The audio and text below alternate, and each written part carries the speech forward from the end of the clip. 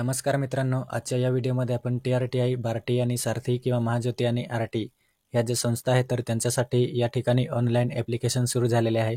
तर त्यांच्यासाठी आपण ऑनलाईन फॉर्म कशा पद्धतीने अप्लाय करू शकतो आणि त्यासाठी पहिल्यांदा आपण रजिस्ट्रेशन कशा पद्धतीने करू शकतो, तर त्याची संपूर्ण माहिती आपण या व्हिडिओमध्ये पाहणार आहे. तर व्हिडिओ नक्की शेवटपर्यंत बघा आणि चॅनलवर नवीन असाल तर चॅनलला सबस्क्राईब करा, जेणेकरून अशाच प्रकारच्या व्हिडिओज आपल्याला या ठिकाणी पाहायला मिळणार आहे.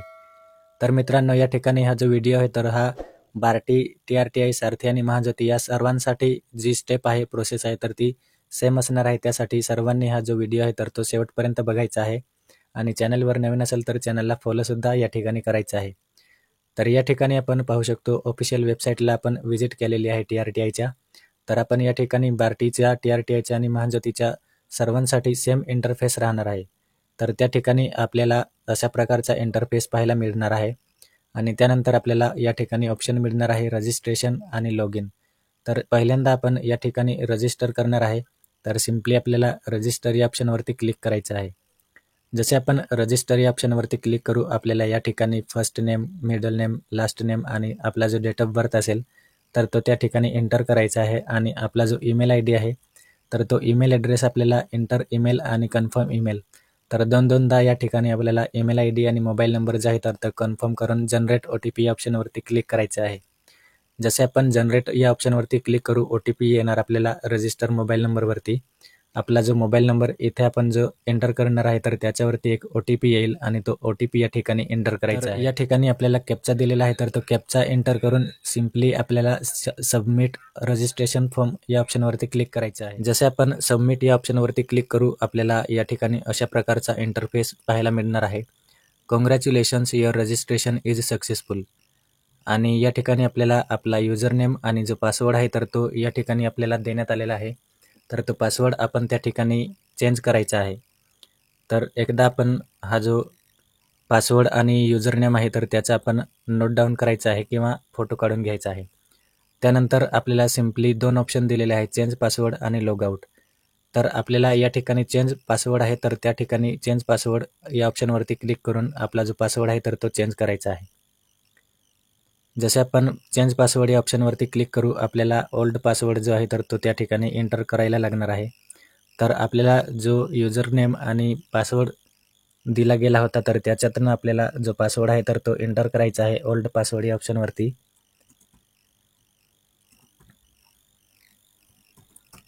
आणि त्यानंतर आपल्याला एक न्यू पासवर्ड जो आहे तर तो त्या ठिकाणी तयार करायचा आहे. जसे आपण या ठिकाणी ओल्ड पासवर्ड आणि न्यू पासवर्ड तयार करू, त्या ठिकाणी आपल्याला एक चेंज पासवर्ड हा एक ऑप्शन मिळणार. तर सिम्पली आपल्याला चेंज पासवर्ड या ऑप्शनवरती क्लिक करायचं आहे. जसे आपण चेंज पासवर्ड या ऑप्शनवरती क्लिक करू, आपला जो पासवर्ड आहे तर तो सक्सेसफुली त्या ठिकाणी चेंज झालेला आहे आणि आपल्याला आता आपले युजर नेम आणि जो पासवर्ड आहे तर तो या ठिकाणी भेटलेला आहे. आणि त्या ठिकाणी आपल्याला जो पासवर्ड आणि युजर नेम भेटलेला आहे त्याने आपण या ठिकाणी लॉग इन करणार आहे. तर त्यासाठी आपला जो युजर नेम आणि पासवर्ड आहे तर तो सेव्ह करायचा आहे आणि त्यानंतर या ठिकाणी आपल्याला लॉग इन ऑप्शन आहे. तर लॉग इन ऑप्शनवरती सिम्पली आपल्याला आपले युजर ID आणि पासवर्ड एंटर करून लॉग इन करून घ्यायचे आहे आपल्याला. जसे आपण या ठिकाणी आपला जो युजर नेम आणि पासवर्ड आहे तर तो एंटर करू, आपल्याला साइन इन हा एक ऑप्शन मिळणार. तर सिम्पली आपल्याला साइन इन या ऑप्शनवरती क्लिक करायचं आहे. तर मित्रांनो, जसे आपण TRTIच्या वेबसाईटवरती रजिस्ट्रेशन करू आणि त्यानंतर आपल्याला लॉग इन पासवर्ड आणि ID जी आहे तर ती मिळणार आहे आपल्या मोबाईल नंबरवरती.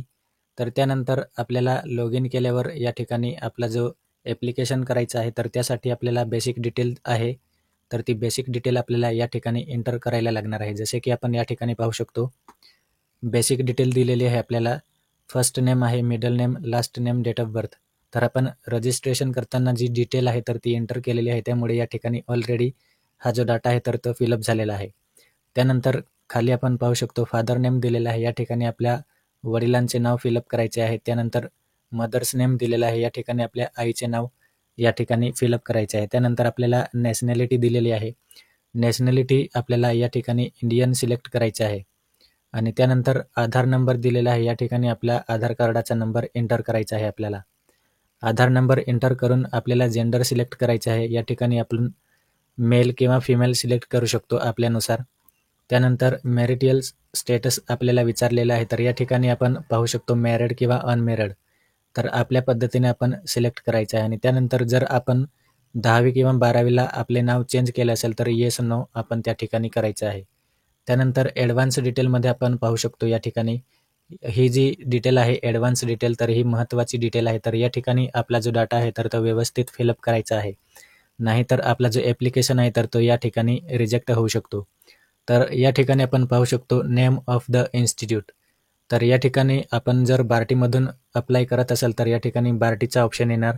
TRTIमधून अप्लाय करत असाल ॲप्लिकेशन तर या ठिकाणी tribal research and training institute असं आपल्याला या ठिकाणी पाहायला मिळणार आहे. तर आपल्या जी संस्था आहे तर त्या संस्थेचं नाव आपल्याला या ठिकाणी पाहायला मिळणार आहे, तर ते सिलेक्ट करायचं आहे. त्यानंतर सेकंड नंबरचा जो मुद्दा आहे नेम ऑफ द स्कीम. तर या नेम ऑफ द स्कीम या ऑप्शनमध्ये आपल्याला महत्त्वाची अपडेट आहे. तर यामधून आपण कोणत्या स्कीममध्ये जे आहे तर ते ट्रेनिंग घेणार आहे फ्रीमध्ये, तर ते सिलेक्ट करायचं आहे. पोलीस भरती असेल, IBPS असेल, स्टाफ सिलेक्शन असेल, तर अशा प्रकारची जी ऑप्शन आहे तर ते व्यवस्थित आपल्याला सिलेक्ट करायचं आहे. आणि त्यानंतर आपण या ठिकाणी जो डाटा आहे तर तो फिलअप करायचा आहे. त्यानंतर आपल्याला कॅटेगरी विचारलेली आहे.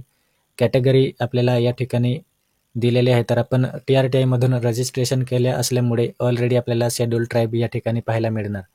त्यानंतर आपल्याला सबकास्ट आहे तर ती सबकास्ट या ठिकाणी सिलेक्ट करायची आहे. आपल्याला या ठिकाणी ऑलरेडी भरपूर कास्ट दिलेले आहे तर त्यांच्यामधून आपली जी सबकास्ट असेल तर ती सिलेक्ट करायची आहे. त्यानंतर आपल्याला खाली ऑप्शन मिळणार do you have caste certificate. तर तुमच्याकडे कास्ट सर्टिफिकेट म्हणजेच जातीचा दाखला असेल तर येस करायचा आहे, अदरवाईज नो करायचा आहे. परंतु या ठिकाणी जातीचा दाखला आहे तर तो मॅन्डेटरी आहे, म्हणजेच बंधनकारक आहे सगळ्यांना. आणि त्यानंतर तुमचा जो कास्ट सर्टिफिकेट आहे तर त्याचा जो सर्टिफिकेट नंबर असेल तर तो या ठिकाणी आपल्याला एंटर करायचा आहे. त्यानंतर आपण जो कास्ट सर्टिफिकेट इश्यू केला आहे तर तो कुठून इश्यू केलेला आहे तर त्याची माहिती आपल्याला या ठिकाणी एंटर करायची आहे, म्हणजेच सिलेक्ट करायचं आहे. तर तुमच्या कास्ट सर्टिफिकेटवर नाव दिलेले असणार तहसीलदार, नायब तहसीलदार किंवा सब डिव्हिजनल ऑफिसर. तर अशा पद्धतीने आपला जो डाटा आहे तर तो व्यवस्थित फिलअप करायचा आहे आपल्याला. त्यानंतर आपल्याला कास्ट जो सर्टिफिकेट आहे तर तो कोणत्या डिस्ट्रिक्टमधून इश्यू केला आहे तर आपल्या जो जिल्हा असेल तर तो आपल्याला त्या ठिकाणी एंटर करायचा आहे. त्यानंतर आपला जो तहसील आहे तर तहसील आपण कुठून इश्यू केलेला आहे तर ते तहसील आपल्याला त्या ठिकाणी फिलअप करायचं आहे. आणि त्यानंतर आपल्याला जर व्हॅलिडिटी असेल आपल्याकडे तर ते व्हॅलिडिटीसाठी आपल्याला येस करायचं आहे, नसेल तर नो करायचं आहे. परंतु या ठिकाणी TRTIच्या विद्यार्थ्यांना कास्ट व्हॅलिडिटी जी आहे तर ती मॅन्डेटरी आहे, तर त्यासाठी आपल्याला या ठिकाणी येस करायचं आहे. आणि त्यानंतर जी कास्ट व्हॅलिडिटी असेल तर त्याचा नंबर आपल्याला त्या ठिकाणी एंटर करायचा आहे. आणि व्हॅलिडिटी आपण कोणत्या तारखेला इश्यू केलेला आहे तर त्याची तारीख आपल्याला त्या ठिकाणी एंटर करायची आहे. या ठिकाणी आपण पाहू शकतो व्हॅलिडिटी इश्यू डेट. आणि त्यानंतर जी व्हॅलिडिटी आहे तर ती आपण कुठून इश्यू केलेली आहे तर त्याची माहिती आपल्याला त्या ठिकाणी सिलेक्ट करायची आहे. ती माहिती सिलेक्ट केल्यानंतर आपल्याला या ठिकाणी एक विचारलेलं आहे की कास्ट व्हॅलिडिटी इश्यूइंग डिस्ट्रिक्ट. तर जी व्हॅलिडिटी आहे तर ती आपण कोणत्या डिस्ट्रिक्टमधून इश्यू केलेला आहे तर तो जिल्हा आपल्याला त्या ठिकाणी फिलअप करायचा आहे. आणि तहसीलसुद्धा त्या ठिकाणी आपल्याला फिलअप करायचं आहे. त्यानंतर एक मुद्दा दिलेला आहे आपल्याला are you have domicile of Maharashtra. तर आपल्याला डोमिसाईल सर्टिफिकेट या ठिकाणी मॅन्डेटरी आहे तर आपल्याला सिलेक्ट येस करायचं आहे. आणि त्यानंतर जे डोमिसाईल आहे तर ते त्या ठिकाणी डोमिसाईल जे सर्टिफिकेट आहे तर ते महाराष्ट्राचे आहे तर का महाराष्ट्राचे आहे का, तर येस आपल्याला त्या ठिकाणी येस करायचं आहे. त्यानंतर जो डोमिसाईल सर्टिफिकेट नंबर असेल तर तो त्या ठिकाणी आपल्याला एंटर करायचा आहे. डोमिसाईल सर्टिफिकेट नंबर एंटर केल्यानंतर आपल्याला जी ऑथॉरिटी आहे कुठून आपण इश्यू केलेला आहे तर त्याची जे नाव आहे तर ते आपल्याला त्या ठिकाणी सिलेक्ट करायचं आहे. आपण डोमिसाईल तहसीलदारकडून इश्यू केला आहे किंवा नायब तहसीलदार किंवा सब डिव्हिजनल ऑफिसरकडून. तर आपल्या पद्धतीने आपल्या ज्या डॉक्युमेंटवरती जे नाव असेल तर ते आपल्याला त्या ठिकाणी सिलेक्ट करायचं आहे. त्यानंतर सिम्पली आपल्याला जर फिजिकली डिसेबल्ड असाल तर येस करायचं आहे, नाहीतर नो करायचं आहे. ऑर्फन असाल तर येस किंवा नो करायचं आहे. तर अशा प्रकारची जी बेसिक डिटेल आहे आपण या ठिकाणी पाहू शकतो. आर यू गव्हर्नमेंट एम्प्लॉय, तर या ठिकाणी आपल्याला नो करायचं आहे. त्यानंतर जर आपण येस केला तर या ठिकाणी या योजनेमध्ये आपण लाभ घेऊ शकणार नाही. आणि आपली जी ॲन्युअल इन्कम आहे तर ती आपल्याला बिलो 8 लाख हे ऑप्शन जे आहे तर ते सिलेक्ट करायचं आहे. त्यानंतर आपण पाहू शकतो do you have income certificate. तर आपल्याला उत्पन्नाचा दाखला लागणार आहे या ठिकाणी. तर येस करायचं आहे आणि येस करून आपला इन्कम सर्टिफिकेट नंबर असेल तर तो त्या ठिकाणी आपल्याला फिलअप करायचा आहे. आणि त्यानंतर आपला जो इन्कम सर्टिफिकेट आहे तर तो आपण कुठून इश्यू केलेला आहे तर त्याची माहिती आपल्याला त्या ठिकाणी सिलेक्ट करून आपल्याला या ठिकाणी चेकबॉक्सवरती मार्क करायचा आहे. आणि हा जो पूर्ण डाटा आहे तर तो फिलअप केल्यानंतर आपल्याला सेव्ह अँड नेक्स्ट या ऑप्शनवरती क्लिक करायचं आहे. जसे आपण सेव्ह अँड नेक्स्ट या ऑप्शनवरती क्लिक करू, आपल्याला या ठिकाणी पुढची जी प्रोसेस आहे तर ती या ठिकाणी आपण पाहू शकतो. कॉन्टॅक्ट डिटेल दिलेले आहे तर आपल्याला मोबाईल नंबर आणि अल्टरनेट मोबाईल नंबर तर तो फिलअप करायचा आहे आपल्याला. आणि त्यानंतर आपला जो ॲड्रेस दिलेला आहे तर तो ॲड्रेस त्या ठिकाणी आपल्याला फिलअप करायचा आहे. आणि परमनंट ॲड्रेस जो आहे तर तो आपल्याला सेम असेल तर या ठिकाणी एक चेकबॉक्स दिलेला आहे आपल्याला. तर त्या चेकबॉक्सवरती सिम्पली क्लिक करून आपला जो ॲड्रेस आहे तर तो फिल आउट करायचा आहे. त्यानंतर एक्झाम सिटी आपल्याला सिलेक्ट करायची आहे. कुठली सिटी जी आहे तर ती आपण या ठिकाणी सिलेक्ट करणार आहे. तर आपल्याप्रमाणे आपण या ठिकाणी 5 ज्या सिटीज आहेत तर त्या ठिकाणी आपण सिलेक्ट करू शकतो. जसे आपण एक्झाम सिटी वगैरे सिलेक्ट करू, आपल्याला या ठिकाणी सेव्ह अँड नेक्स्ट ऑप्शन मिळणार आहे. तर सिम्पली आपल्याला सेव्ह अँड नेक्स्ट या ऑप्शनवरती क्लिक करायचं आहे. जसे आपण सेव्ह अँड नेक्स्ट या ऑप्शनवरती क्लिक करू, आपल्याला या ठिकाणी एज्युकेशन जे फॉर्म आहे तर ते आपल्याला या ठिकाणी फिल आउट करायचे आहे. या ठिकाणी आपली जी ॲडव्हान्स डिटेल आणि बेसिक डिटेल आहे, कॉन्टॅक्ट डिटेल, तर ती फिलअप केल्यावर आपल्याला जी 4th स्टेप आहे तर ती त्या ठिकाणी एज्युकेशन फॉर्मची डिटेल आहे तर ती आपल्याला त्या ठिकाणी फिलअप करायची आहे. तर ती फिलअप करण्यासाठी आपण या ठिकाणी पाहू शकतो एक्झामिनेशन 10th, 12th आणि ग्रॅज्युएशन आणि पोस्ट ग्रॅज्युएशन झालेलं असेल तर त्याची सुद्धा आपल्याला माहिती जी आहे तर ती या ठिकाणी फिलअप करायची आहे. आणि त्यानंतर आपल्याला या ठिकाणी स्ट्रीम दिलेली आहे तर ती स्ट्रीम आपल्याला आपल्या पद्धतीने त्या ठिकाणी फिल आउट करून जे पासिंग इयर आहे तर ते सुद्धा आपल्याला सिलेक्ट करायचं आहे. आणि त्यानंतर आपले जे मार्क्स आहे तर ते ऑप्टेन मार्क आणि मिनिमम मॅक्सिमम मार्क आणि पर्सेंटेज वगैरे जी माहिती आहे तर ती फिलअप झाल्यानंतर आपल्याला या ठिकाणी एक ऑप्शन मिळणार आहे सेव्ह अँड नेक्स्ट. आपला जर अदर डिप्लोमा झाला असेल तर या ठिकाणी येस करून जी माहिती आहे तर ती आपण ॲड करू शकतो. आणि त्यानंतर सेव्ह अँड नेक्स्ट या ऑप्शनवरती सिम्पली आपल्याला क्लिक करायचं आहे. आपले जे डॉक्युमेंट आहे तर ते डॉक्युमेंट वगैरे अपलोड करून आपला जो फॉर्म आहे तर तो सबमिट करायचा आहे.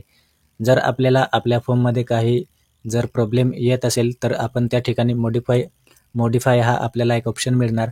तर त्या मॉडिफाय या ऑप्शनवरती सिम्पली आपण क्लिक करून आपली जी मिस्टेक आहे तर ती आपण करेक्ट करू शकतो. आणि त्यानंतर आपला जो फॉर्म आहे तर तो सबमिट करायचा आहे. तर अशा पद्धतीने आपण जो फॉर्म आहे तर तो या ठिकाणी ऑनलाईन अप्लाय करू शकणार आहे. तर ही संपूर्ण माहिती आपण मोबाईल थ्रूसुद्धा करू शकणार आहे. तर आय होप मित्रांनो आपल्याला हा व्हिडिओ आवडला असेल आणि व्हिडिओ आवडला असेल तर नक्कीच लाईक करा. थँक्यू.